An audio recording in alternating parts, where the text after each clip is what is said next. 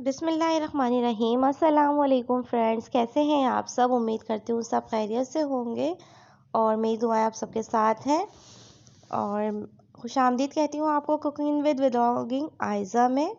आज हम बना रहे हैं सरसों की भुजिया और ये सर्दियों में बहुत ही अच्छी लगती है और ये ताज़ा ताज़ा सब सर्दियों में ही आती हैं सब्ज़ियाँ।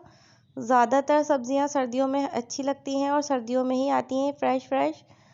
और इसके लिए मैंने सरसों को कट कर लिया है, डंडियों से अलग कर लिया है, पत्तों को काट लिया है बारीक बारीक। इसके बाद मैंने इसको वॉश कर लिया था। अब फ्राई पैन में मैं ऑयल गरम कर रही हूँ। ऑयल गरम करने के बाद इसके अंदर मैं लहसुन और गोल वाली मिर्चें ऐड करूँगी। ये देखें फ्रेंड्स, मैंने लहसुन को बारीक काट लिया है और इसमें ऐड कर दिया है ऑयल में। अब मैंने गोल वाली मिर्चें भी ऐड कर दी हैं, साबुत मिर्चें।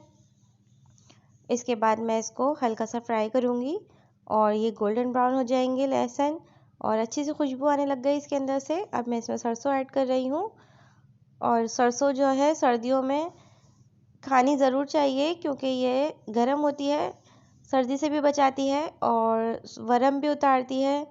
वरम लेडीज़ के लिए बहुत अच्छी है। और अब इसके अंदर मैं नमक ऐड कर रही हूँ। अपने टेस्ट के मुताबिक नमक डालिएगा। इसमें मैंने थोड़ी सी कुटी हुई मिर्ची ऐड करनी है। ये ऑप्शनल है, अगर आपको पसंद हो तो डालिएगा, क्योंकि मुझे पसंद है थोड़ी सी चटपटी भुजिया, इसलिए मैं ऐड कर रही हूँ। और इसमें मैं 2-3 हरी मिर्चें भी ऐड करूँगी और ये भी ऑप्शनल है अगर आप डालना चाहें तो, वरना ये नमक और गोल वाली मिर्चों के साथ भी बहुत मज़े की बनती है। अब मैं इसको पकने के लिए रख दूँगी और थोड़ी देर के बाद मैं इसको अच्छी तरह फ्राई करूँगी। अच्छी तरह इसको फ्राई कीजिएगा, भूनिएगा इसको, ताकि इसका पानी खुश्क हो जाए और तेल नज़र आने लग जाए। और अच्छी भुनाई जब ही होती है फ्रेंड्स, जब सालन में से या भुजिया में से तेल आपको नज़र आने लग जाए, तो इसका मतलब ये है कि आपका सालन अच्छी तरह पक चुका है, भुन चुका है।